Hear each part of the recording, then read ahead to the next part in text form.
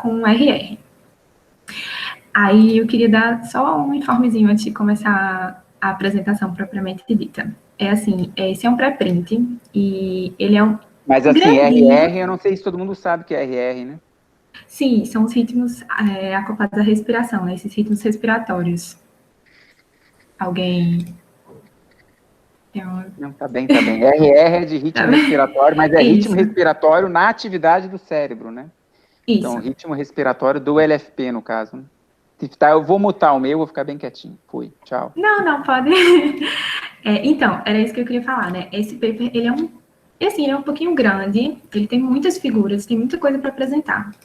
Eu tentei fazer uma pré-apresentação, assim, e, tipo, passou de 4 horas, sabe? Então, eu vou tentar pular algumas figuras que eu considero que não sejam tão importantes, para a gente não perder tanto tempo e conseguir apresentar em 2 horas. Mas se vocês sentirem dúvida, tipo assim, Ana, eu queria que você explicasse melhor aquela figura, aí vocês podem falar que eu volto. Eu vou tentar fazer isso só para ver se a gente consegue terminar a apresentação em 2 horas. Certo? Então, eu vou apresentar esse paper aqui, são os mecanismos de coordenação neural para recordação da memória associativa e da tomada de decisão na rede hipocampal pré-frontal. Essa é a primeira autora, são dessa universidade aqui, dos Estados Unidos. Né, eu vou ler o sumário. Gente, é muito estranho, porque realmente eu não vejo ninguém, está tudo em silêncio. Mas Enfim, é eu vou assim mesmo, a falando. gente está aqui. Constância objetal, né? Pronto, qualquer coisa vocês falam aí, né? Então, como de prática, eu já vi nas outras apresentações, eu vou ler o resumo com vocês, né? Esse trabalho, ele está falando sobre a memória associativa, está falando que essa memória associativa, ela envolve toda a rede cerebral, compreendendo regiões cognitivas e regiões sensoriais, com papéis principais do hipocampo e do pré-frontal. Eles procuram investigar esses mecanismos subjacentes a essa coordenação através do monitoramento da atividade do bulbo, do hipocampo e do pré-frontal em ratos, em uma tarefa de memória associativa de recordação de odor e lugar e obtenção de recompensa. Eles percebem que durante essa recordação, o ritmo beta, ele se proeminente e coerente nas 3 regiões para as tomadas de decisão corretas. Além disso, eles também investigam neurônios simples e assembleias de neurônios no hipocampo e no córtex pré-frontal, e eles dizem que eles estão relacionados a essa associação, a essa recordação das associações, que essas assembleias... Só para mencionar, esses single neurons aí que aparece é neurônios individuais, né? Porque às vezes, dependendo de como você analisa o seu registro, é só que você falou simples, né? Mas enfim, single neurons, né? Neurônios individuais enfim, que às vezes você não consegue separar se é um neurônio, 2, 3, aí você chama de atividade multiunitária, né? Então, neurônios também são chamados de unidades, né? Mas enfim. Então, single unit ou single neuron é que eles sabem que é um único neurônio que eles têm registrado. Isso. Beleza. Aí, essas assembleias de neurônios, elas podem predizer os próximos comportamentos e elas estão linkadas especificamente à coordenação do ritmo beta. Além dessa relação, eles também encontraram que os ritmos beta não estão relacionados à modulação de fase desses neurônios de codificação de associação. Aí, eles sugerem que esses ritmos beta, eles coordenam uma atividade de assembleia nessa rede hipocampal pré-frontal e para suportar essa memória, essa recordação da memória associativa e essa tomada de decisão. Mas eles fazem isso através de um papel permissivo, muito mais do que instrutivo, nesse processo. Essa última parte eu achei, assim, não entendi muito bem, né, mas tudo bem, esse papel permissivo, assim, mas vamos seguindo adiante. Que ele mostra alguns highlights dos ritmos beta, coordena a atividade, suporta a memória de odor e espaço. Vamos lá, vamos direto para as figuras. Aí eu vou explicando, vai ficando mais fácil, gente, eu prometo. Então, essa primeira figura, eles colocam uma figura metodológica. Então, é uma figura para a gente entender a tarefa. Então, a gente volta um pouquinho aqui, né? Eles estão falando da memória associativa de odor e espaço. E aí, como é que eles vão medir isso? Então, eles pegam um labirinto e eles colocam aqui no começo do labirinto... Vocês estão vendo o mouse? aqui no começo do labirinto, eles tem um nose Eu poke. não vejo, não. Tu tá com um pointer aí? Não dá para ver, não. Não dá para Agora ver? dá. Agora Agora apareceu dá? Também não. magicamente. Pronto. Então, aqui é uma Agora sim. região que tem o nose poke. O nose poke é assim, eu tenho uma aberturazinha que só dá pro ratinho colocar a narina. E aí, quando ele coloca a narina nessa abertura, ele vai sentir um odor. Ele pode sentir dois tipos de odores diferentes, que é o odor 1 e o odor 2. Ele tem que associar que se ele sentir esse odor 1, ele tem que ir para o braço direito, e no braço direito ele vai ter uma recompensa. Se ele sentir o odor 2, ele tem que ir para o braço esquerdo. Esse direito e esquerdo eu estou dando só uma ilustração, mas assim, ele tem que associar esse odor a um dos braços e a essa recompensa. Mas ele começa já ali em cima, então? Então, é isso que eu não sei. Porque eu também fiquei curiosa com isso. Eu fiquei me perguntando se ele começava aqui do meio e ele tinha que vir para cá, Pois mas é. eles não especificam Em isso. geral, quando eles ficam presos, tem uma comporta que abre, eles desenham, né? Para indicar que o bicho estava ali, né? Mas Pois enfim. é. Okay. Mas eles não colocaram. Mas Aí de eu certo, também. isso é alternância direto, no sentido ele vai lá, pega a recompensa, volta para o lugar do odor, aí depois faz. Talvez seja uma tarefa de continuous alternation, né? Não, na verdade, primeiro ele precisa tirar o odor, para depois ele pegar a recompensa. Sim, mas depois da recompensa, tu sabe? Aí ele pode voltar lá e ver o outro odor? Não sei. Ou se tem Não sei. intertrial, interval, né?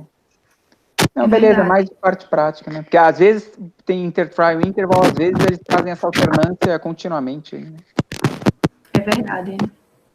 Eu não me atentei para isso. Não, tá bem. Mas é uma boa pergunta. Eu posso dar uma olhadinha depois. Até eu fiquei curiosa agora.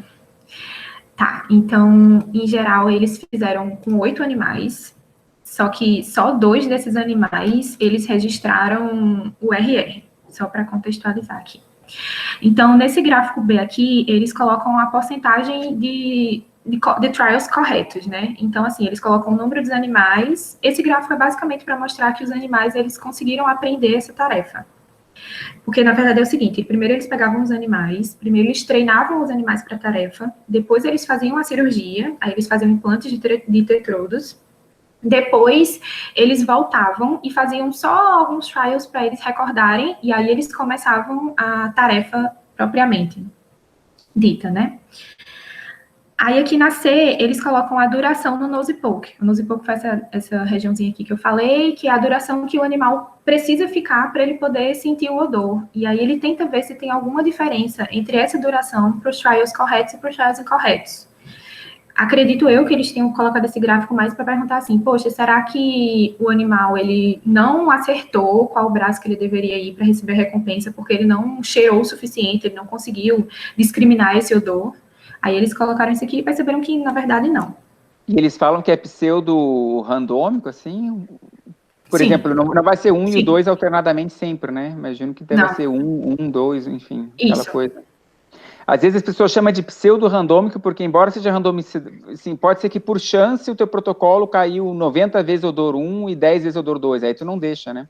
Então por isso tem esse termo pseudo-randômico. Tu quer embaralhar, mas de certa forma tu quer manter a quantidade de cada uma das amostras.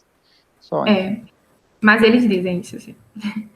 Essa D aqui é uma medida extra que eles fazem, que é o seguinte, é uma medida de direção, é uma medida que eles tentam usar, eu entendi que eles estavam querendo fazer essa medida para eles predizerem a tomada de decisão. Então, é o seguinte, o rato, ele fica aqui no nose poke, ele sente esse odor. Logo, quando ele sai do nose poke, ele já gira a cabeça para alguma direção. E eles queriam ver se esse giro, essa direção, ela estava relacionada com a direção que ele ia atrás da recompensa. E se aqui eu já podia predizer para onde é que ele ia. E eles perceberam que sim, que realmente isso acontecia em 98% das vezes que eles fizeram, tanto para os trials corretos quanto para os trials incorretos. Então, assim, eu posso predizer, mas essa predição ela não vai determinar se ele acerta ou não. Deu para entender, gente? Se vocês querem mas é uma figura bem explicação. tranquila, né? Uma figura da parte comportamental. Tá super clara, super tranquila. Essa primeira figura é uma figura mais metodológica. Mesmo. Deixa eu vir para cá.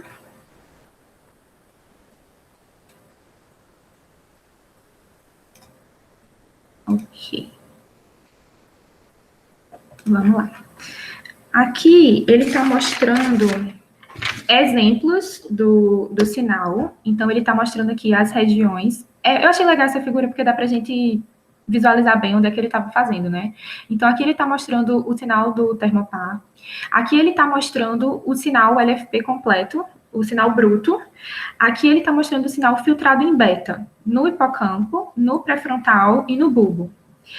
Esse tempo aqui, de 0 até quase 1, ele está colocando como o período da amostragem de odor. Então, aqui... Só notem, assim, que não... Só uma observação. Notem que o sinal filtrado tem a escala de Y diferente, né? Então, esse beta, ele é menor, né? Você está vendo ele grande assim, porque ele mudou a escala Y também. Só para mencionar. Sim, sim. Aí, aqui, é basicamente assim, eu gostei de compreender dessa forma, porque dá para a gente entender a B também. Aqui é o pré-estímulo, aqui é o estímulo e aqui é o pós-estímulo. Esse estímulo que eu estou falando é essa amostragem de odor. É o estímulo sensorial, quando ele está recebendo o odor. Aqui na B, ele está mostrando o poder de beta e de RR durante essa mesma escala aqui de tempo, né? Então, antes do estímulo, no momento do estímulo e depois do estímulo. Então, a gente consegue perceber que tem beta e RR, tanto em CA1, quanto no córtex pré-frontal, quanto no bulbo, durante o estímulo e, inclusive, um tempinho depois do estímulo, depois da apresentação do estímulo também. Esse depois da apresentação é depois que o rato já tirou o nariz de nose poke. Pô, já gostei do paper que ele chama de RR, né? Tá bom. Chama. É que tem os papers que chamam de teta, né? Isso eu já falei para vocês, tem que cuidar. Tem gente que chama RR de teta só por causa da frequência, mas enfim. Bacana. Então, o TSI está na mesma notação que a gente usa. Na verdade, eles fazem até a análise, citam você, Adriano, quando eles fazem a análise do RR. Então, eles fazem bem direitinho mesmo. Tá, aqui a gente tem um cross-frequency entre CA1 e o córtex pré-frontal. Aqui também a amostra de odor. Esse período aqui é o período da recompensa. E ele está mostrando que existe essa coerência aqui em CA1 e no córtex pré-frontal, tanto para beta quanto para RR. E aí eles tentam ver se essa coerência ela se modifica entre o pré-estímulo e o pós-estímulo, e eles percebem que sim. Então, assim, eu não tenho essa coerência antes da apresentação desse estímulo, eu tenho durante e eu também tenho depois. Então, eles conseguem ver aqui, ó, eu também tenho depois da amostragem do estímulo. Mas aí logo, mas depois, se você olhar nesse CI aí, C1, você vê que vai-se embora, né? Não dura tanto assim, né? Não dura muito. E, assim, se lembrarem da aula de análise de sinal, quando a gente filtra, em geral, tem um certo espalhamento, né? Eu estou entendendo até que ponto essa rabeta de beta que tem aí é um beta genuíno ou é um fenômeno de filtragem, né? Lembra que você tem aquelas incertezas que o filtro dá, né? Então, é uma pergunta normal de análise, né? Até que ponto ele realmente persiste após o odor ou é um efeito da filtragem, né? Enfim, não que seja um ou outro, mas eu não sei realmente o que está rolando, mas é uma pergunta natural, né? Tentar investigar isso aí. A maneira de responder é o quê? É tu tentar ver se tu enxerga o beta no sinal não filtrado, né? Aí vai te dizer, né? Enfim. Tem que dar um... Certo. Tá. Aqui, eles colocam, nessa figura D, eles colocam esses mapas... Ah, não, calma. É porque eu queria mostrar a figura D completa aqui. Tô com medo de vocês não estarem... Mas eu tô achando, no geral, assim, para quem é novo, né? Então, olha que bacana, o bicho vai lá, vai examinar uma amostra cheirando e aparece uma onda cerebral, né? Então, aquelas coisas... É que a gente já viu tantos resultados, quem é da área que está acostumado, mas isso não deixa de ser legal, né? Olha só, então o cérebro produz ondas cerebrais quando eu estou processando um estímulo olfativo. Uau, ondas cerebrais existem. Mas é que a gente já vê tanto, mas se acostuma, mas é algo fascinante, né? Olha lá, o cérebro está oscilando quando eu tenho que processar uma informação sensorial, né? Isso é bacana. Eu acho que o principal que ele estava querendo mostrar aí também era a relação de beta, né? Porque não só ele oscila, mas ele oscila em uma determinada banda de frequência, e aí a gente já começa a tentar associar comportamentos a determinadas bandas de frequência. Inclusive é o que ele tenta ver aí, tipo, até que ponto é beta, até que ponto é RR, qual dos dois coordena mais essa atividade. Tá, aqui na D ele mostra esses mapas. Ele tenta... Foi uma coisa também que a gente ficou assim, né? Uma hora ele mostra o labirinto de um jeito, na outra hora ele vira o labirinto. Ela vira o labirinto, que é uma altura, mas enfim. Ah, Né? agora o odor tá para baixo, é? Isso, agora o Odo tá aqui, e aqui são Essa é a os braços trajetória onde do ele tem as bicho. recompensas. Isso. Mas ele tá Ela assim também... meio estranho porque a trajetória da cabeça do bicho deve ser, né? Deve ter um marcador no head stage ali. Saca, essas alcinhas deve ser a Tem. cabeça do bicho virando, né? Vocês estão vendo que eu tô vendo essa Que cara aí, né? alcinha. Esse nariz, esses olhos aí, é. Mas Sim, sim. enfim, eu acho que é por causa da trajetória do bicho. Mas aqui é o nose poke. E aqui são os braços com as recompensas. Não sei se... Mas Eu enfim, acho que né? eu perdi o teu pointer essa altura de novo. Ah, agora voltou. Voltou? Eu não sei o que... Tá aí. Certo. Aí aqui ele mostra em CA1, ele mostra o poder de beta em CA1, no córtex pré-frontal, em CA1 e nessa coerência de CA1 e no córtex pré-frontal. E ele também mostra as Sharp Wave Ripples. E ele mostra que elas estão, ele associa, bota que elas estão mais associadas com a recompensa do que com o odor. Então, assim, não tem Sharp Wave Ripples na amostragem de odor, e só aparecem quando o rato está recebendo essa recompensa. Ele recebe uma recompensa de um leite vaporizado em um dos braços. Uhum. Aí aqui ele tenta ver o poder de beta e inclusive ele já está mostrando aqui nesse gráfico uma das primeiras informações que ele coloca no resumo, que existe uma coerência do poder de beta nessas 3 regiões, que é no CA1, pré-frontal e bulbo. E ele coloca que não existe esse poder de RR assim nessas 3 regiões em relação aos trials corretos e aos trials incorretos. Então, é basicamente como se ele estivesse dizendo, tem RR, só que esse RR a gente não está conseguindo discriminar muito bem entre os trials corretos e incorretos. Agora, eu achei doido, não tem erro nos trials incorretos, né? Só tem uma bolota ali, não tem... A amostra não variou nada, né? Não é estranho ter uma bolota só sem barra de erro? É o seguinte, em alguns, eu estava até olhando, assim, alguns gráficos, ela coloca exemplos de um único bicho. E aí eu tô sempre tentando olhar aqui para ver se foi os gráficos que ela colocou só com bicho, porque eu fiquei, tipo, esse resultado tá muito bonitinho. Aí quando eu vi era só um exemplo. Mas aqui, não, eu acho que aqui ela colocou de todos mesmo. Tem a legenda aí da F e da G? Tem. A F é para power, a G é coerência, né? Então, Coerência. basicamente, ele está dizendo que o beta diferencia entre acertos e erros e o RR, E o o ritmo RR não. respiratório, não. Mas eu Isso. só sou estranho não ter uma variância no errors, né? Beta, power, correct, incorrect tries, error bars indicate, bootstrap data, correct trials, where random is... Agora, Adriana, eu fiquei com a dúvida. Não, mas eu entendi. O incorreto é essa média aí, que tem 1008, né? Aí tu só tem um número mesmo que é essa média. Não, Isso. peraí. Como assim? Por que não tem erro, gente? Porque nesse método de bootstrap, ele está dizendo assim, ó, tu tem menos incorrect trials do que correct trials. Então, para fazer uma análise mais justa, eu vou só selecionar 1008 trials desses correct trials. E eu acho que ele faz isso, chega numa média e faz isso várias vezes, faz isso 1000 vezes. Então, ele faz várias amostragens de 1008 e por isso que teria desvio. Mas, dito isso, você podia ter um desvio sobre esses 1008 também, né? É como se está comparando médias, enfim. É desvio sobre as médias que ele está fazendo lá. Eu entendi. Então, o incorreto é a média do 1008 e o outro é a média de 1000 vezes 1008, com um desvio sobre essas 1000 vezes que foram amostrados 1008 trials. Tudo bem, mas me soa estranho, não, enfim. Definitivamente não é o jeito padrão de fazer bootstrap, né?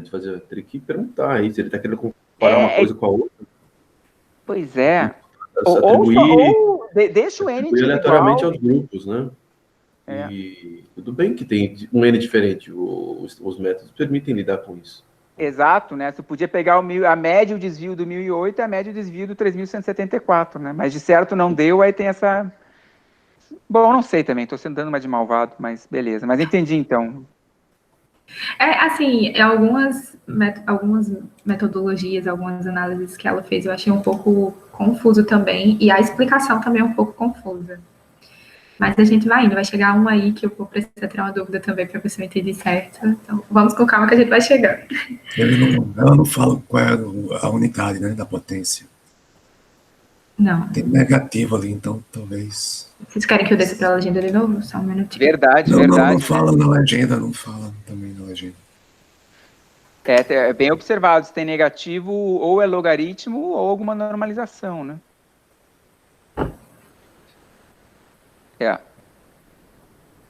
Enfim, é algo estranho, né? Isso é que nem, sei lá, você tem 12 bichos num grupo, tem 8 no outro, aí desse 8 você pega uma média, dos 12 você faz 1000 vezes subsampleando 8. Não, velho, tu operou 12 bichos e 8 bichos, não vem criar 1000 bichos onde não tem. Então, mas isso também acontece aqui, né? Porque ela só usa 2 animais para VRR. Só tem 2 animais com então por isso, é a multiplicação dos pães, né? Tem várias, isso aí é uma engenharia, é uma arte, né? Como é que a gente multiplica os pães em neurociência? Eu não vou falar tão mal, porque vira e mexe a gente faz também, né? Tipo, enfim, mas idealmente era para ter mais bichos, né? Para não parar com essas engenharias aí. Mas eu pensei também que, como é um pré-print, talvez eles só não tenham terminado de analisar alguma coisa assim. E aí resolveram colocar logo, né? Não sei. Mas assim, normalmente a gente xinga, reclama, que palhaçada é essa, mas você vai ver quando for a tua tese, tá, os 45 do segundo tempo, só rolou 3 bichos bem rolados, aí tu vai multiplicar os pães também. Então a gente entende. Mas não é o ideal. É verdade. Tá, então aqui ele coloca essa latência de decisão. Essa latência de decisão também achei muito, assim, complicado de entender, porque ela coloca essa latência de decisão e ela diz que ela divide esses 6 T's para visualização.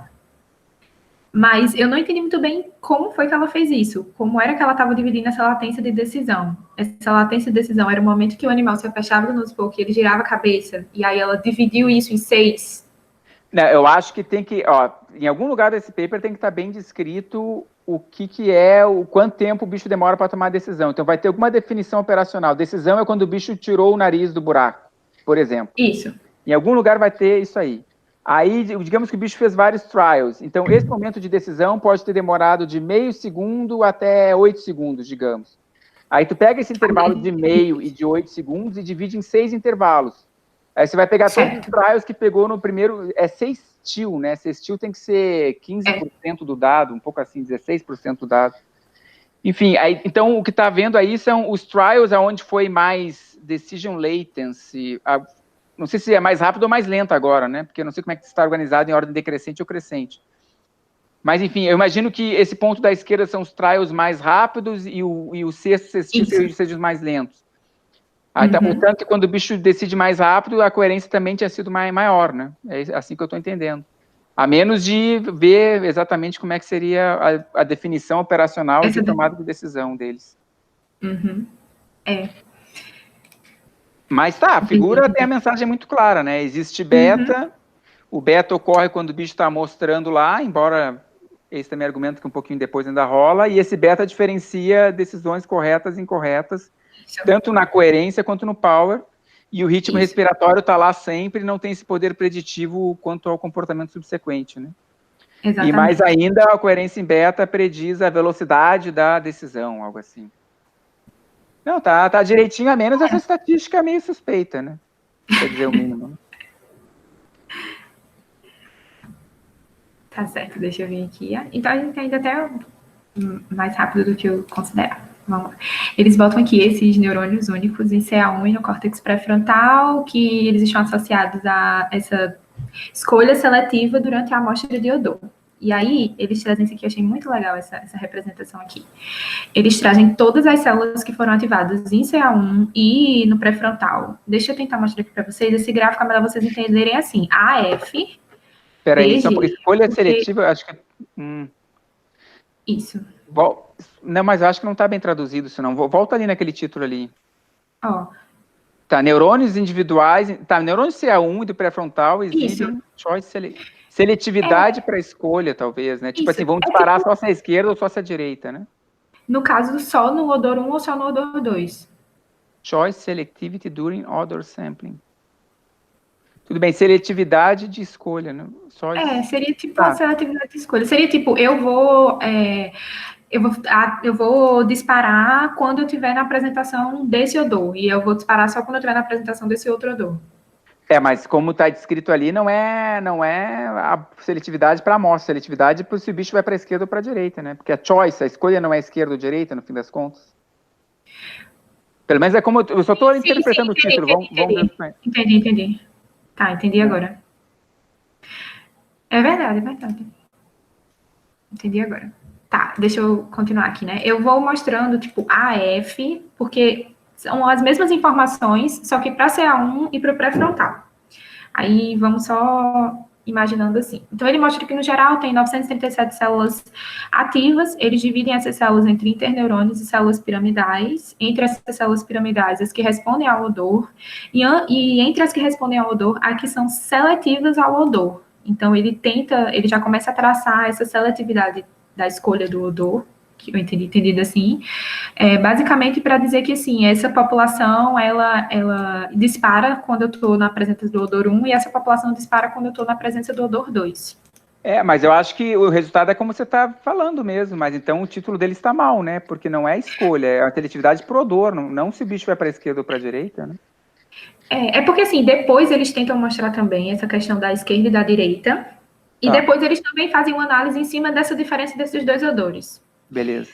Eu também vi que em uma legenda, elas colocaram uma figura e colocaram uma legenda que não, tipo, tem uma, por exemplo, aqui, número de células, e na legenda eles colocaram taxa. Então, tem umas coisinhas das legendas que eu acho que é muito coisa de pré-print mesmo, de não ter tido uma revisão detalhada, e algumas coisas acabaram passando sem uma vistoria. Tá, então aqui elas mostram a taxa de disparo, e eles mostram a taxa de disparo, por exemplo, eu tenho essas células aqui, logo depois da amostragem de odor, elas estão disparando para o odor 2, disparam aqui um pouquinho para o odor 1, mas, por exemplo, eu acertei, então era realmente o odor 2 que eu deveria ter reconhecido, eu sendo um animal.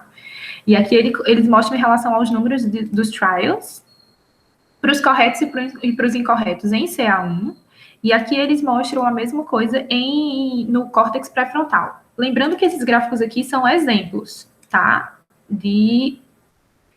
Exemplos de um animal, eu acho.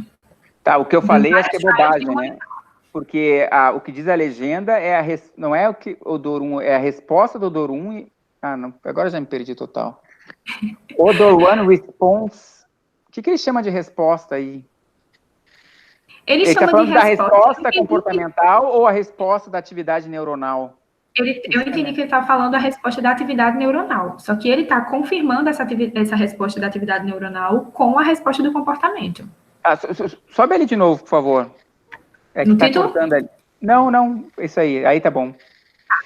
Porque, assim, o que eu estou vendo, quando ele acerta, ele dispara mais pro odor 2. Uhum. Não, mas aqui é um exemplo. Quando ele erra, ele dispara mais pro odor 1. Não, então, mas aqui é um exemplo, eu entendi assim, ele colocou o exemplo de um único animal, então assim, aqui, nesse trial, a resposta correta era do odor 2. É que eu não estou entendendo. Pode ser o Fahrenheit médio desse rastergrama aí de baixo, então, se tem mais células no odor vermelho... Então, não, uma célula é sempre a mesma, né? São vários trials. Ah, tá. Isso. A minha dúvida é o seguinte, o que é odor? A minha dúvida é esse vermelho e esse azul, tá diferenciado pela amostra, se ele cheirou um odor ou outro, ou se ele fez a resposta esperada para um odor, a resposta comportamental esperada para outro odor? Então, aqui eu entendi assim, que aqui era a resposta do odor, e aí no trial correto, ou seja, ele realmente acertou, foi aquele odor que foi amostrado, ele chegou lá e eles colocaram o odor 2, e eles foram ver a atividade, e eles viram que realmente, tipo assim, aquelas células dispararam para o odor 2, então ele acertou, foi realmente aquele odor que a gente colocou. E aí, no trial incorreto, acontece o oposto. Era para as células serem ativadas a do odor 2 e foram mais ativadas as células seletivas do odor 1. Mas é sempre a mesma célula, gente. É uma célula só. Então, mas tá vendo? ela tenta argumentar que existe uma diferença. Ela tenta argumentar que existe uma população que está disparando mais para um odor do que para o outro.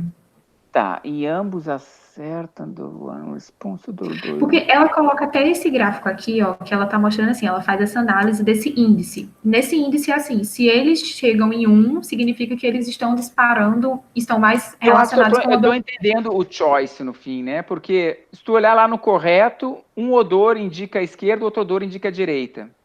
E o bicho acertou, ou seja, digamos que vermelho é a esquerda, azul é a direita. E o bicho Isso. realmente fez a esquerda e a direita. Então, de certa forma, ele tá diferenciando, sim, a resposta subsequente, né? Tá. Isso. Mas eles também podiam ver só, porque assim, eles liberam o odor, então eles podiam também ver só pela liberação do odor. Pois é, tem essas duas variáveis aí, mas enfim. Porque, na verdade, depois elas mostram também, quando elas mostram essa questão espacial, elas mostram essa questão da esquerda e da direita, e elas percebem que não tem muita relação. Elas mostram esses disparos também, se eles estão disparando mais quando ela está na trajetória da direita ou na trajetória da esquerda. E aí ela tenta argumentar que não tem tanto esse disparo. Então é como se essas células, ela estivesse dizendo que essas células aqui, elas realmente só estão disparando quando eu estou mostrando aqueles odores. Uhum. Mas aí vamos vendo, eu também posso ter entendido errado, né, gente? Por favor. Vamos construir juntos. Aí, sim, ela tenta mostrar que essa taxa, que foi como eu falei, é uma taxa que, se ela está acima de 1, ela está relacionada com a resposta do odor 1, se ela está em menos 1, ela está relacionada com a resposta do odor 2. Em geral, SI quer dizer Selectivity Index, né? Não sei se nesse paper também. Então, enfim, isso é fácil de calcular, né? Mas beleza. Sim. A mesma coisa. Aí ela tenta mostrar aqui. Aí, assim, é a mesma coisa, sabe? Nesse gráfico aqui, eu tenho as mesmas informações, só que eu estou mudando a região. Eu estou colocando aqui para dar para a gente ver os dois. Então, eles estão querendo mostrar como é que acontece isso aqui, esse processamento dessas respostas de odor em CA1 e como acontece no córtex pré-frontal. E aí, ela está basicamente mostrando que essas células, elas são mais ativadas, eu tenho uma ativação maior e uma resposta maior, que ela também mostra mais abaixo, em CA1 do que no córtex pré-frontal. Então, eu entendi que, tipo, ela colocou essa figura para mostrar que células diferentes disparam, que existe essa discriminação, se a gente olhar a nível celular, eu consigo ver essa discriminação nos disparos, para esses diferentes tipos de odor, nessas duas regiões, e depois ela vai tentar comparar como é que funciona, se uma região ela está disparando mais rápido do que a outra. Mas pelo exemplo que está dado aí, o pré-frontal parece bem mais seletivo, né? A diferença entre o azul e o vermelho é bem maior, né? No pré-frontal. E o Fahrenheit é maior no hipocampo, mas aí, em geral, é maior mesmo. Sim, no hipocampo do que no pré-frontal. Tem algumas coisas que a gente ficou assim também, tipo, meio sem entender, assim, achando curioso. A gente ficou até com muita vontade de ver se elas iam liberar os dados, que dá uma olhadinha nesses dados dela. Sim, mas aí vamos descendo aqui para essa próxima figura. Nessa próxima figura, ela mostra essas respostas de assembleias de neurônios e diz que elas emergem, elas surgem gradualmente durante a recordação e que elas são governadas pela coordenação de beta e podem predizer a próxima escolha. Deixa eu vir aqui. Tá, vamos lá. Então, aqui, elas mostram essas 125 células, todas essas células, a gente volta aqui para a gente dar uma olhadinha. Essas 125 células são todas as células que elas dizem que são responsivas ao odor. Mesmo as que são seletivas e as que não são seletivas. Essa seletividade, ela está querendo relacionar com, que ela bota até aqui, ó, essas células que só disparam exclusivas para aqueles odores. Não exclusivas, né, assim, mas estão mais relacionadas com aqueles dois odores, né?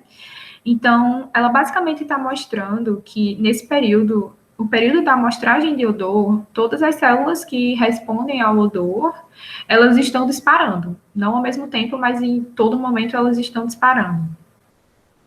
Por definição, né? Senão nem seria a célula que responde ao odor. Exatamente. Eu acho que foi basicamente para mostrar como foi que ela fez isso. Uhum. Acho que foi um gráfico mais assim. Então, essa B entra uma confusão que a gente teve, né? Que eu tentei tirar com os meninos também e ficou todo mundo um pouco confuso. Ela faz esse PDI. Esse PDI, ela faz essa análise baseada num PV, que é uma população de vetores. E a gente ficou um pouco confuso de como foi feita essa população de vetores. Acho que é um vetor de população, né? Acho que é um Então, só vetor que de população. ela faz um PV para um odor 1 e ela faz um PV para o Peraí. odor 2. Tudo bem. E aí ela faz, por exemplo, esse PDI, ela faz como índice da diferença entre esses dois PVs. Mas é uma correlação entre PVs? Você sabe que a PV, um population vector, em geral, é o seguinte, ó, se tu for lá na A, ok? E aí Tá, você... Aí você, em geral, você vai ter um population vector para... Você vai pegar esse tempo de 0 a 1. É tempo esse troço? Acho que é, né? Esse 0 a 1 aí é o quê? Qual? Não, é o A número de escala células. X. Não, escala a X. Aqui é o tempo. É o tempo em Beleza, é o segundos. tempo. Aqui, ó. Tá bom. É que o meu negocinho de mutar ou não mutar estava cobrindo ali. Quando eu mexo o mouse, ele sobe. Mas, enfim. Tá, Certo. então é o seguinte, você pega esse intervalo de 0 a 1, que é o tempo, e aí você vai pegar colunas desse intervalo. Então, digamos que eu pego, sei lá, o intervalo de 0 até, sei lá, 50 milissegundos, ok? Então, você imagina uma coluna desse cara colorido que a gente está indo. Então, você vai ter aí um vetor de 125 entradas, uma entrada para cada neurônio, e aí o número correspondente da entrada vai ser a atividade desse neurônio. Então, você vai ver que as primeiras entradas vão estar um número alto, né? Porque as células estão disparando bastante nesse iniciozinho. Então, você imagina, vai ter uns números altos lá próximo de 1, até que as entradas do vetor lá para baixo vão estar 0. Então, você imagina um vetor desse tipo aí. Só que aí a questão é, esse vetor você pode correlacionar com um outro vetor. Então, por exemplo, se você pegar esse vetor que a gente construiu olhando essa coluna no início, e agora pegar um segundo population vector olhando a coluna lá no fim, lá perto do 1, você vai ver que começa um bando em 0, 0, 0, e depois os 1 vão estar lá embaixo. Eles vão estar, assim, se você for ver se eles são parecidos ou não, na verdade eles são bem similares, né? Então, os neurônios que estão ativos no início não estão ativos no fim e vice-versa. Agora, o que você pode fazer também é correlacionar esses vetores para diferentes... Então, o tempo é o mesmo, agora o que muda é se é o odor 1 ou o odor 2. Aí você vê a similaridade da atividade global, por isso que fala population, porque eu estou olhando as 125 vezes. Aí você compara esse vetor de atividades para um vetor ou outro.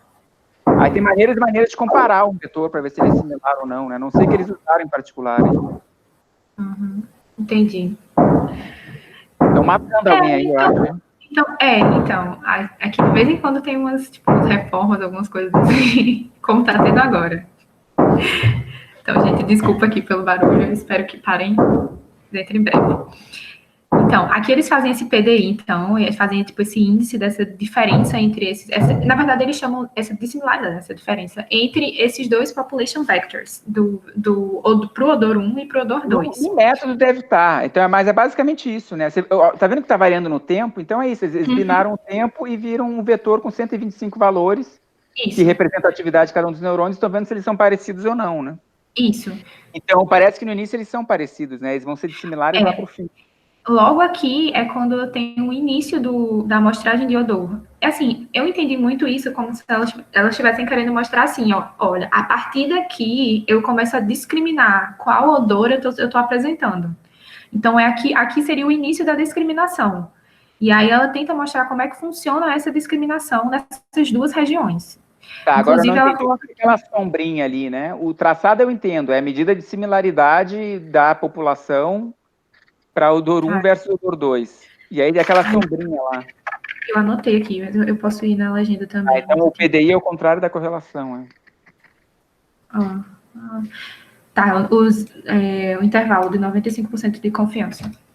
Tá, mas é um surrogado, alguma coisa que eles fizeram, mudaram alguma coisa para ver se quanto é que daria essa métrica ao acaso, né? É basicamente, isso é comum, mas enfim, mas representa o acaso, beleza. Tá. Nessa interpretação tá certa, mostra que a dissimilaridade aparece lá perto do meio segundo após ficar cheirando, né? O início são iguais, depois ficam dissimilares. Isso. E aí elas mostram também essa divergência do tempo em segundos. Então, elas tentam mostrar assim, tá, eu tenho essas duas regiões, elas estão discriminando, mas eu tenho alguma região que está discriminando antes da outra. E elas mostram que esse início dessa discriminação, ele acontece mais em CA1 do que no córtex pré-frontal. Como também... Até que a me soa tudo bem. Bom. Pode falar.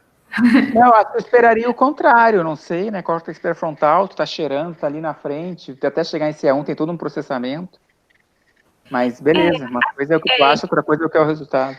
Quando a gente tava dando uma olhadinha nesse paper, né, até o Davi questionou, assim, tipo, por que eles não colocaram um bulbo, né? Eles colocaram um bulbo, assim, no começo, e depois eles tiraram, e eles só focaram em C1 e no córtex pré-frontal. E seria interessante a gente dar uma olhada também onde é que estaria o bulbo aqui nesse processamento. Que provavelmente ele deveria estar antes de CA1. E aí a gente poderia tentar fazer um link, assim, entre como é que funciona esse processamento. Não, é que, na verdade, agora eu tô pensando se não pode ser nenhum bug não, né? Mas é que a análise de dados sempre tem, enfim, detalhes, né? Mas o que a gente viu na figura de cima é que o CE1 dispara mais, né? E o pré-frontal é mais silent, né? Enfim, mais disparo. Então, até que ponto isso aí é realmente, a gente está vendo um processamento, ou o fato do CE1 ter mais disparos, você consegue detectar antes? Sim, ou entendi. não tem como, enfim, ou uma coisa resulta na outra por definir. Eu só estou pensando alto, né? Mas, enfim. Uhum. É verdade. Mas aí, como é que poderia fazer isso, assim, em termos computacionais? Como é que ela poderia evitar esse problema? Vai ter que brincar, né? Mas, tipo, fazer aquela subsampling que ela fez lá, que a gente reclamou, agora faz, né? Mas subamostrar disparos do CA1 para tentar baixar o firing rate global, para os dois firing rates ficarem parecidos. Não sei, eu estou pensando alto, eu não estou dizendo que tem algo de errado, não, é só... Sim. Enfim. Pronto, essa figura daqui, eu fiquei assim com muita dúvida para compreender a figura, de modo geral. Eles botam que é tipo o tempo de divergência desses PVs de CA1 e do córtex pré-frontal aqui nessas assembleias, em cada trial, são representados por esses pontinhos pretos. E essa sombra, esse sombreamento, ele representa a duração do tempo que o rato passou no nose poke antes da tomada de decisão. Mas, assim, eu confesso que eu não entendi essa figura de direito. Ele bota, assim, que basicamente aqui de 0,5, assim, ele tá ainda com o nariz no nose poke, depois ele sai do nose poke, e aqui seria uma quantidade de trials que ele fez. Não, eu acho assim, eu acho que, para começar, é um ponto por linha, parece que tem ponto, mais de um ponto na mesma linha, mas não tem, é que são muitos pontos, aí, assim, esteticamente, parece que tem mais de um, mas, tá vendo, tem 823 pontos aí pro pré-frontal, mas aí, então, eu acredito que tem que ser um ponto por linha. Aí o que ele fez foi, ele organizou os trials do mais curto, em termos de amostragem do odor, ao mais longo, e aí mostrou aonde que deu, a divergência é quando essa linha do PDI afasta da chance, eu imagino, né? Mas para ele chamado... Eu acho que a gente tem que ver aí é que realmente o resultado faz sentido. A grande maioria dos pontos aconteceu enquanto o bicho estava cheirando, né? Aconteceu dentro da sombra aí, né? Embora um ou outro aconteceu depois do bicho já... A população só foi divergir quando o bicho não estava mais cheirando, né? Mas a grande maioria... eu fiquei até me perguntando se eu poderia afirmar isso, mas é basicamente que a gente poderia dizer que o animal ele tomou essa decisão enquanto ele ainda estava cheirando o odor, ele já tomou a decisão para onde ele ia. E depois ele só seguiu essa decisão. Na realidade, aí a divergência entre, para começar, essa figura eles chamam de ensemble, né? Só voltando bem do básico, né? Por que eles chamam de ensemble? Porque é uma análise que leva em consideração mais de uma célula, né? Então, a figura anterior era uma análise no nível de single cells, né? Células individuais. Aqui é uma análise que é o population vector, está olhando para o ensemble. E o que ele está mostrando aí é que nesse padrão de ensemble, tu consegue, então é só atividade neuronal, tu consegue diferenciar os odores. E que essa codificação, já que tu consegue diferenciar, tu disse que a população está codificando, enfim, no nível populacional, já que são vários, e que essa codificação ocorre quando o bicho está cheirando for the most part, né, embora tenha alguns... Mas eu acho que aqui tu não tem informações de esquerda ou direita, ou algo assim, né, de tomada de decisão. Acho que só está mostrando, isso, que a atividade neuronal diferencia, e essa diferenciação ocorre quando o bicho está cheirando. Eu acho que aqui não fala nada de behavior. Agora vai aparecer um decision ali, ó. Que ele já bota que ela tem que mas é uma coisa natural. Agora vamos tentar correlacionar essa atividade de ensemble com comportamento, né? Então, o que está feito aí? Então, aqui eu tinha entendido assim, que ele bota também essa divergência de PV, né? E ele coloca, inclusive, se a gente observar aqui, eles pegam de 0,5, aqui 0,4 a 0,65. Se a gente dá uma olhadinha aqui, é mais ou menos o período em que ele começa a discriminar também. Então, ele pega aqui mais ou menos esse início dessa discriminação, se a gente pudesse chamar assim, e ele tenta dar uma olhadinha se esse início da discriminação ele já está decidindo, já está interferindo na latência da decisão. Então, seria basicamente assim. Eu interpreto o contrário, na verdade, porque eu vejo a latência, então, acho que ele tem um resultado comportamental, que é quanto tempo o bicho demorou para decidir. Aí tem que ver como é que ele descreve. Operacionalmente tem que ter uma definição muito clara. Quando o bicho tirou a cabeça do nosepoke, por exemplo. Né? Mas essa seria variável independente. Então, eu vou lá e catagolo, eu categorizo os trials de acordo se a decisão foi mais rápida ou mais lenta.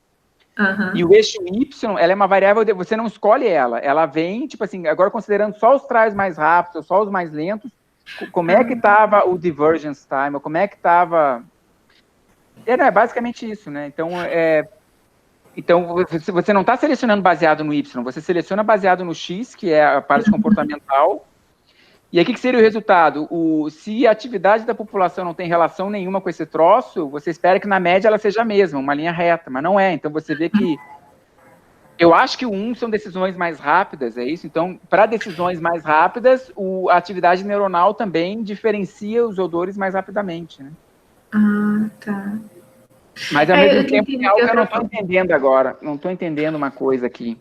Eu tinha entendido que era à medida que ele começa essa discriminação, né? Ele começa essa discriminação mais ou menos, essa divergência, ela começa a surgir mais ou menos nesses períodos. Então, quanto mais ele discrimina, mais ele tem essa certeza dessa decisão. Mas a barra de erro tá no eixo Y, né? Agora, o que eu não estou entendendo, eu vou te dizer o que eu não estou entendendo.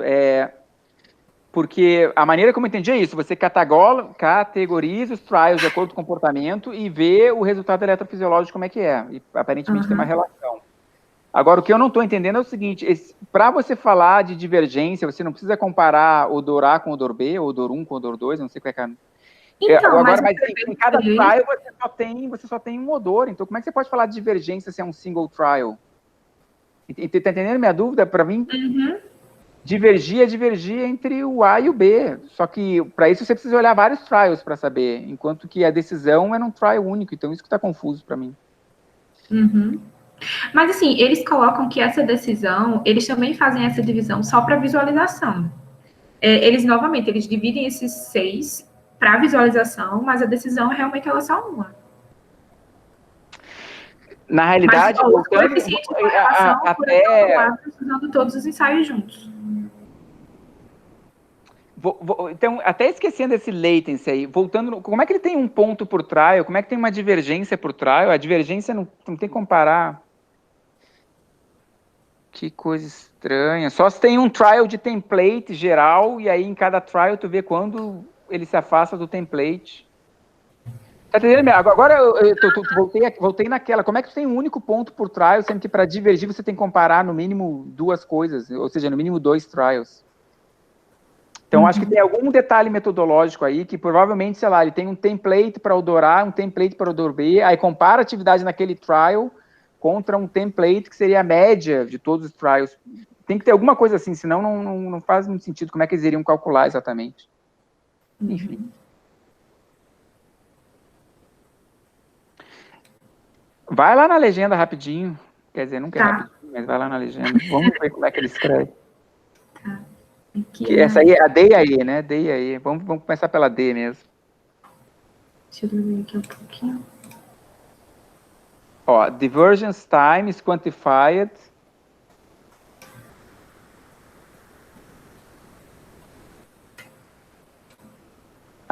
Eles comparam com...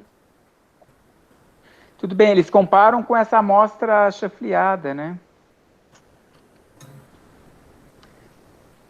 Mas tudo bem, eles têm um tempo, no caso, o que eu estou chamando de template, eles têm essa distribuição chance, que eu não sei como é que eles fizeram exatamente. Mas beleza, eles estão comparando com a distribuição. Eu imagino que para fazer a distribuição chance, eles tiveram que embaralhar alguma coisa, não pode ser completamente falso, né? Então eles devem ter usado dados dos trials verdadeiros e embaralhado algum atributo. Mas tá bem, então no single trial compara quando aquela... Não. Não, eu sigo não entendendo, não. Eu fiquei com algumas dúvidas também, porque na metodologia elas explicam algumas coisas que me deixaram confusas. Assim, nem todos os animais passaram por todas as condições, nem todos os animais eles foram para o labirinto. Elas usaram 2 labirintos diferentes, um que elas até colocam aqui tipo truncado, um menor, um maior, e tem 2 animais que eles não fazem isso do labirinto, eles não ficam no labirinto, eles só têm a discriminação de odores. E assim, eu não consegui entender pela legenda qual foi, tipo assim, tá, ela usou esse labirinto aqui, ela usou esses animais, então eu fiquei um pouco confusa do que ela estava fazendo bem. Não, tá bom. Mas igual, enfim, teria que ir bem nos métodos e ver. A questão é, por que eu não entendi? Eu achei que eu tinha entendido, mas depois não entendi, porque, está comparando com a chance, tá? Mas ainda assim, aquela curvinha para separar da chance, para tu gerar uma curvinha de divergência, tu precisa medir correlação entre population vectors, ou um menos a correlação deles. Então, tu precisa de 2, cadê os 2, se cada try só dá 1? É isso que tá me encucando aqui, cadê a comparação? Mas tudo bem, ele deve ter algum template em algum lugar. Talvez nem eu tenha visto. Ela mostra também a mesma coisa, essa divergência, para a coerência de beta, agora, nessas 2 regiões. Também tem outra coisa que eu acho um pouco confusa, porque ela está usando as regiões e os odores a mesma cor. Então, em alguns momentos eu estou falando de odor 1 e de odor 2, em outros momentos eu estou falando de CA1 e do córtex pré-frontal. Aqui no F, ela está colocando aqui esse vermelho como o CA1 e aqui o azul como o córtex pré-frontal. Ela está mostrando a coerência de beta aqui e esse tempo de divergência em segundos. Depois, a correlação com RR, a coerência com RR. Tá, e o resultado é que quanto maior a coerência, diverge mais rápido, né? Ou seja, mais a população codifica o que tem que codificar, eu acho que é isso. Para o vermelho, que é o CA1, né? Assim, para o RR não existe, não tem tipo uma correlação, não tem como você estabelecer uma... Tá. Mas é isso, né? Quanto maior a coerência, assumindo que esses festivos são do menor para maior, em geral é tudo do menor para maior, né? Então, quanto maior a coerência, mais rápido a atividade do ensemble, enfim, codifica o que tem que codificar. Isso. E aqui nessa H mostra a precisão seria basicamente a precisão da recompensa em relação à janela de tempo relativa à liberação do odor. Deixa eu dar um zoomzinho aqui maior. Em CA1 e no córtex pré-frontal. Aqui eles também, nesses dados cinzas, eles estão comparando dados embaralhados com a média dos dados reais. E estão pegando nesses coloridos aqui os dados reais. Mas é a acurácia do quê aí? Desculpa, ele está predizendo o quê? Seria a precisão da recompensa. Elas até botam aqui, tipo, o próximo comportamento ele poderia ser previsto por conjuntos de neurônios, e botam que quanto maior a população quanto que o aumento da população vai explicar a precisão da recompensa. Tá. Que seria assim, essa janela de odor, eu entendi esse gráfico assim, né? Essa janela de odor, ele volta para aquela questão que elas estão tentando mostrar discriminação. Eu entendi dessa forma, né? Que elas estão tentando mostrar discriminação. Então, assim, quanto mais tempo o animal passa no nosepokes sentindo o odor, mais ele consegue discriminar. Então, assim, é mais certeza que o animal vai para a recompensa do lado correto. Então, ele vai acertar o trial, quanto mais tempo ele passa cheirando o odor. E aí elas meio que tentam mostrar um momento, seria um momento em que eu consegui discriminar. Então, tipo, a partir de 0,6 segundos, o animal já consegue discriminar e ele já consegue acertar. Ele já consegue obter a recompensa. Então, naquele momento, ele discriminou. Inclusive, volta para aquela questão da discriminação, ela acontecer primeiro em CA1 e depois no córtex pré-frontal, porque aqui ele colocaria, por exemplo, essa janela de tempo seria menor, seria de 0,6 e no pré-frontal seria de 0,7. E é alguma coisa no nível da população aí, né? Porque a figura toda é sobre olhar vários neurônios ao mesmo tempo. Isso. Tá, beleza, mas alguma atividade é que tá faltando alguns detalhes para mim, pelo menos, né? O que exatamente é a population vector que ele tá botando para tentar predizer, ou é aquela divergência, é a métrica deve ser o population vector. Mas, enfim, a informação geral eu entendi, né? Você tem, enfim, essa capacidade prediction, né? Animals choice. Eles colocaram Population aqui, ó. spike during other across varying lengths, time color. Shuffle cells, including. Left and right não tem, né? Ele é para cima e para baixo, né? Mas, enfim, é top and bottom aí, acho. Stars indicated.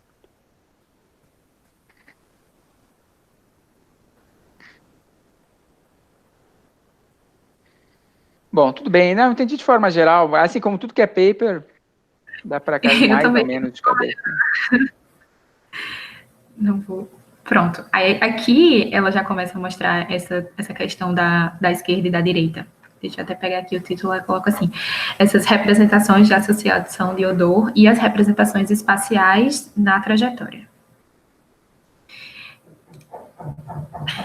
Tá, então aqui nessa primeira figura ela coloca exemplos de unidades seletivas de associação com campos espaciais na pista. Então ela coloca aqui as taxas de disparo e ela está basicamente dizendo que eles vão disparar mais quando o animal está no nose poke, no momento da amostragem de odor, e no momento das recompensas. E aí eu entendi que a pergunta para elas terem criado esses gráficos foi assim, tá, essas células que elas estão disparando e elas estão discriminando esses odores, eu também posso reconhecer, também posso ver se elas têm alguma atividade espacial na trajetória. Então, assim, se eu vou para a esquerda, no momento em que eu decido para qual braço eu vou, aquela célula também está sendo ativada.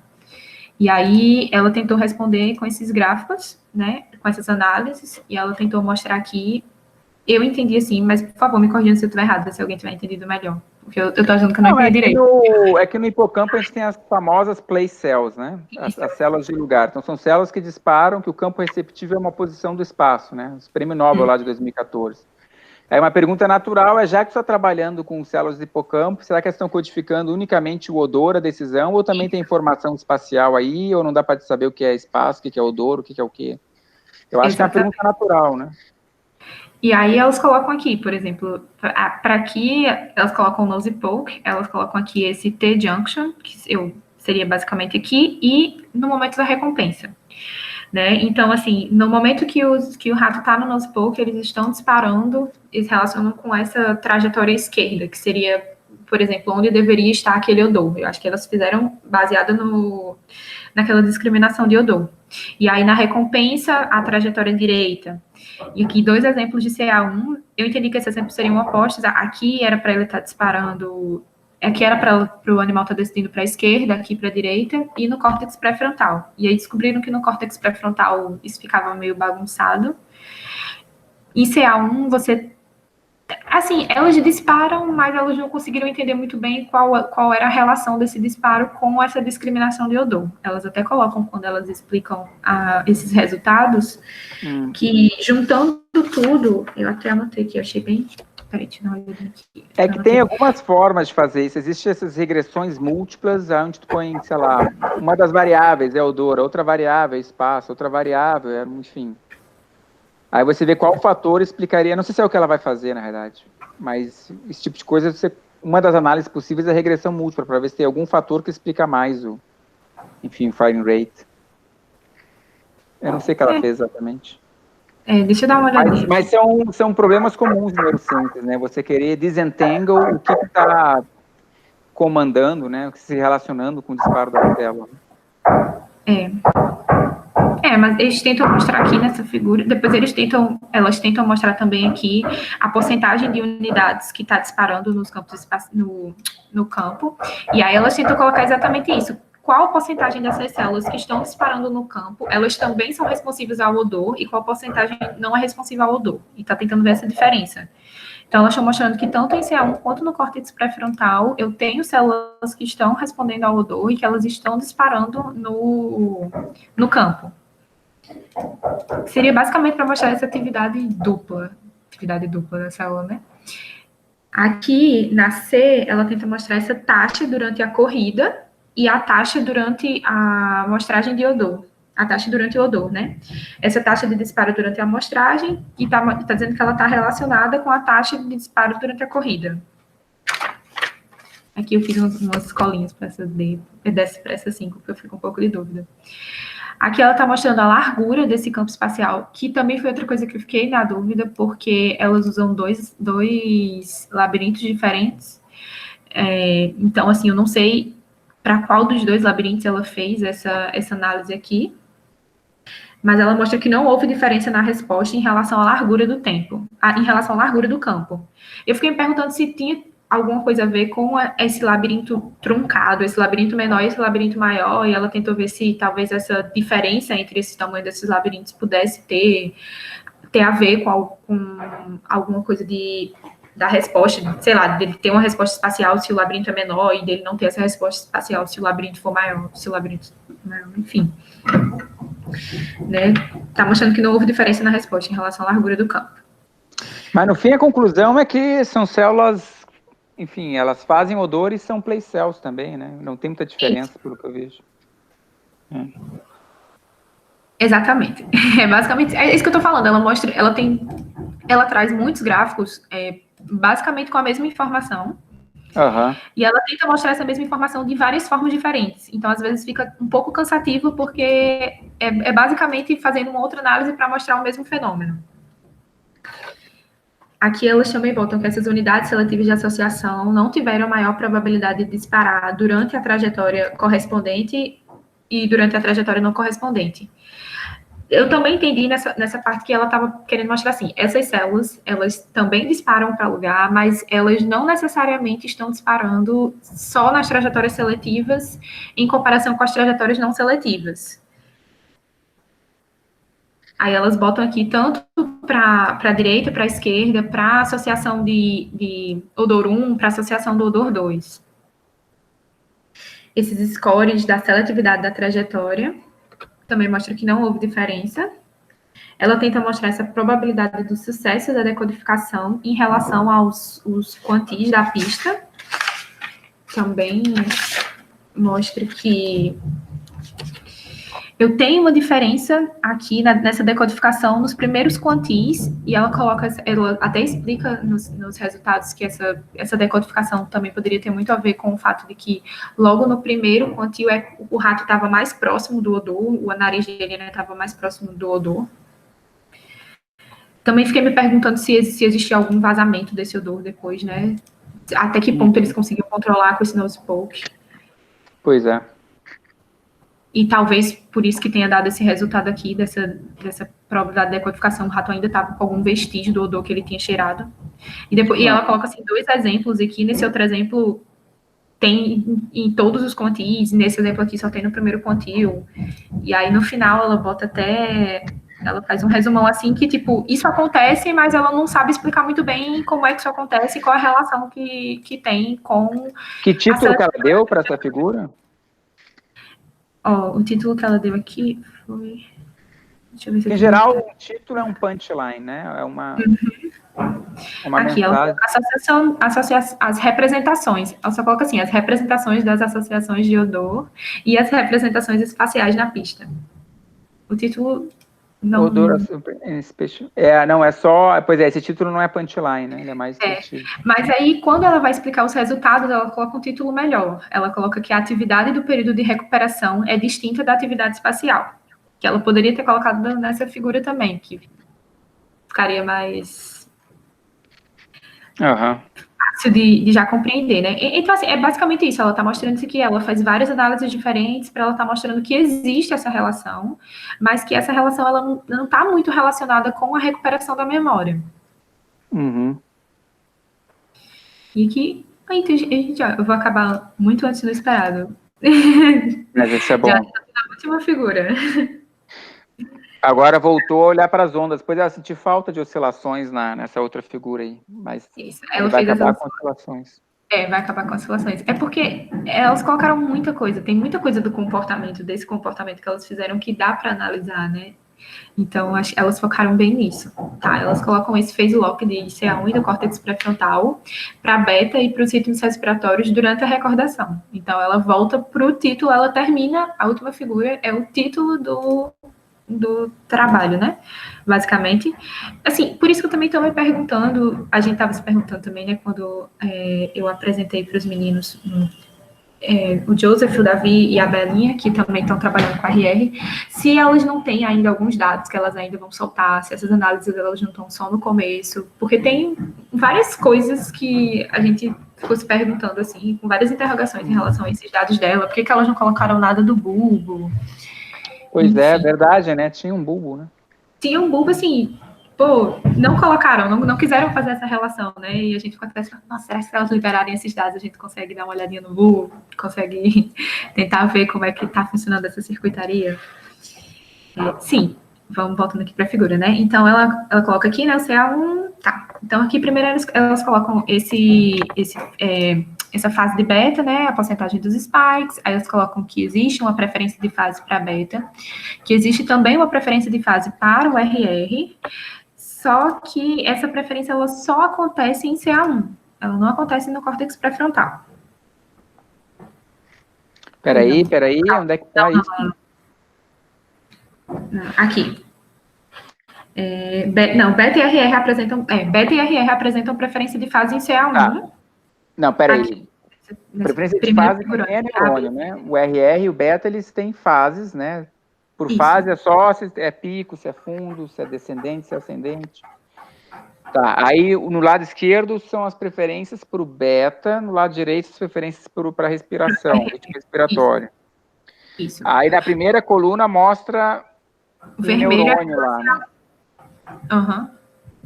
E aí, para um único neurônio, mostra que a probabilidade de disparo varia dentro do ciclo beta. Então, ele, nesse neurônio em particular, prefere a fase, sei lá que fase é, pi, talvez. Menos pi ou mais pi, né? Ixi, mas o neurônio mostrado ali, o máximo dele tá em... é isso aí, né? Menos pi ou pi, né? Enfim, é simétrico esse negócio. Mas eu não sei se elas colocaram essas aqui só como ilustração e... Não, esse é o exemplo de uma única célula. Mas o fato é que essa célula vai contribuir... Aí em B Veja bem, em B a gente não está vendo o spike field coupling. Então, o que você está vendo em A chama spike field coupling, né? Como o spike se acopla ao campo, ao potencial de campo local. A pessoa fala só field, porque é íntimo. E... Aí você está vendo modulação dos disparos pela onda beta. Aí esse cara vai ter uma... Em geral, a gente fala que a fase preferida é a fase onde o neurônio dispara mais. E aí, o histograma que você tem na B é quais são as fases preferidas para toda a população de neurônios, né? Aí, tipo assim, você pode ter vários neurônios modulados, mas cada um prefere uma fase. Mas o que está mostrando é que no nível populacional tem uma fase que eles costumam preferir mais. Então, mas enfim, esse histograma da B não é spike field coupling, é um histograma mostrando o preferred phase. Em geral, a definição de preferred, ou às vezes é onde tem mais disparo, ou é só a média também, né? O ângulo médio, aí você faz a média ponderada pela quantidade de disparo em cada ângulo para chegar ao ângulo preferido. Mas beleza, mas então, a gente está vendo que o neurônio é modulado, em CA1 é para o beta do CA1, embaixo é... Pois é. Isso. Em cima... Não, mas agora eu não entendi uma coisa. Ele está mudando o neurônio e o beta, ou a referência do beta é sempre a mesma? Oi? Desculpa. Você pode pegar disparo de um lugar e oscilação de outro, né? Então, quando ele diz CA1, ele se refere a neurônio, ou ao LFP, ou os dois, né? Tanto o neurônio quanto o LFP veio de CA1 nesse caso. Eu entendi que ele estava se referindo ao LFP. Deixa eu dar uma olhadinha para ver se aqui ela está explicando. Ah, não. Está aqui mais para cima. Aqui. Spike fez histograma. Tá. Ele só disse que é célula, mas a referência do beta... Eu não sei onde é que está esse beta aí. Eu assumo que o beta está mudando também, que uma hora é o beta de C1, outra hora é o beta do PFC, mas podia estar melhor descrito. É. Porque Porque até essa é uma análise que se faz, né? Se acopla um beta, não o outro, se acopla os dois, enfim. E essa diferença de fase preferida que tem é porque você mudou a referência do beta e o beta por si só ele tem uma diferença de fase, ou o neurônio, ou o beta é o mesmo e o neurônio de uma região dispara numa fase diferente do neurônio de outra região, né? Então, isso que ficou confuso. Mas tá bem. Eu também não sei. Porque você tá vendo? Tem um ângulo diferente, né? Essa fletinha representa o ângulo médio ali, imagino, né? Então, eles preferem... representa o ângulo médio aqui. Essa vermelhinha é de CA1 e a azul do pré-frontal. A C é em relação a beta e a F é RR. Beleza. E você vê que esse histograma circular, ele é o mesmo. O E e a F é o mesmo, só que os dois estão plotados juntos, né? Eles falaram que elas colocaram um duplicado para melhorar a visualização. Mas tá bem, esse é o Polar Histograms, que normalmente é o símbolo do laboratório aí, né? Mas elas colocam explicadinho, né? Aqui elas tentam fazer esse Haley Z-score desse gráficozinho aqui do C, dessa análise que elas fizeram aqui na C e na F, e elas tentam ver a diferença entre esses dois em relação aos trials corretos e incorretos, essa relação da preferência de fase, em relação aos trials corretos e incorretos em CA1 e no córtex pré-frontal, para beta e para o RR. Então, elas vêm aqui... Mas aí, o que tu está medindo, até onde eu entendi, é o nível de acoplamento. Então, assim, quando você trabalha com Spike Field Coupling, tem algumas coisas, né? Um é se está acoplado ou não está acoplado, aí depois você pode trabalhar com que fase está acoplado, se essa fase muda, com o aprendizado não muda.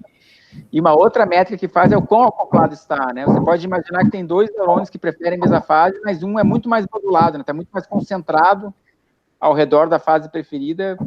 Você entende? Porque, enfim, fase preferida é uma coisa, mas qual é a força desse acoplamento? O quão concentrado está? Então, aí na G, eu acho que é uma análise de Spike Field Coupling Strength, né? O quão forte está esse acoplamento.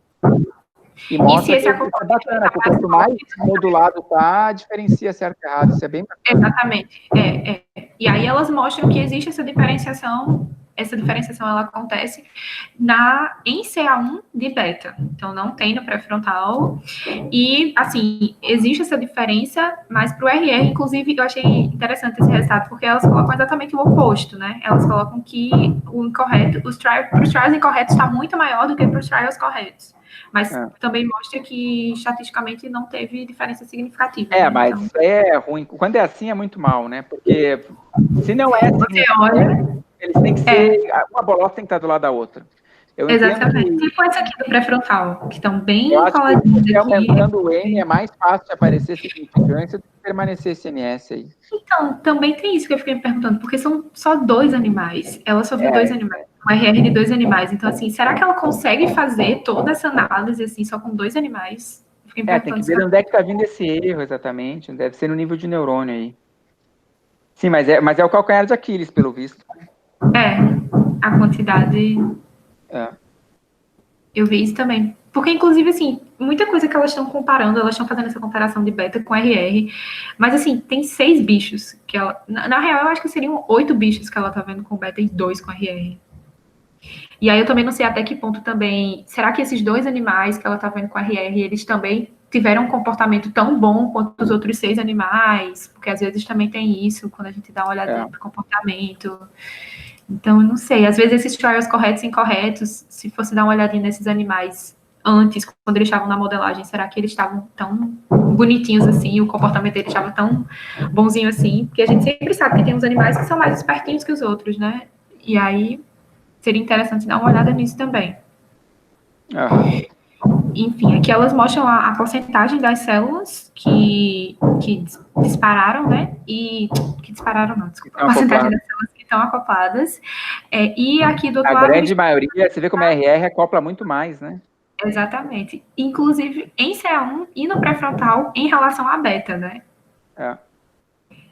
Eu achei um dado bem interessante. E aqui também... Geral, aquelas análises de coupling strength deve ser só para células que são... Imagino, né? Bom, não sei. Mas você tem que cuidar com essa análise de Spike Field Coupling, enfim, que às vezes não faz nem sentido você olhar uma célula se ela não está acoplada, se ela dispara muito pouco, se ela... Então, muitas análises, né, não sei como é que foi feito isso, só levam em consideração as células acopladas para o coupling strength. Eu não sei se é o caso deles, né, mas enfim. E aqui, assim, a última figura, elas tentam mostrar quantas células elas eram elas eram associadas, seletivas de associação, quantas estavam em phase lock em beta, quantas estavam em RR, quantas eram as duas coisas, elas estavam em phase lock, e elas tinham essa associação, e quantas não eram nenhuma das três opções. Então, aqui ela praticamente bota assim, olha, aqui estão todas as células, a porcentagem de células que estão associadas a essa seletividade de odor, a porcentagem dessas células que estão em phase lock e a porcentagem das células que fazem os dois, que são associadas e estão em phase lock. Uhum. Aqui para beta e aqui para o RR.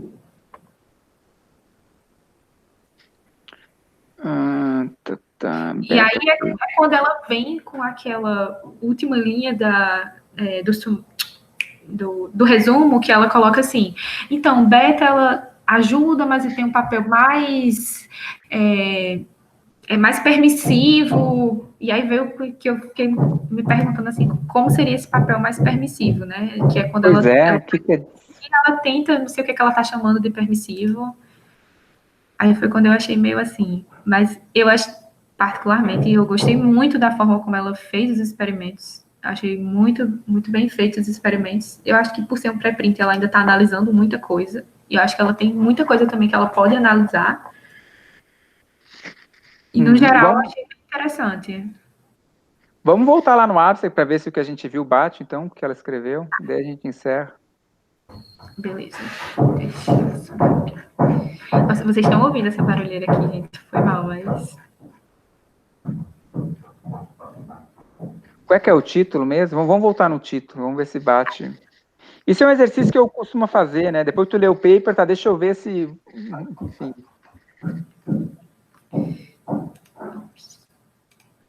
Deixa eu voltar aqui. Tá aqui. O título é essa coordenação... Neural Coordination for Associative Memory Recall. Decision Making, the Hippocampal Prefrontal Network. Tá, mas...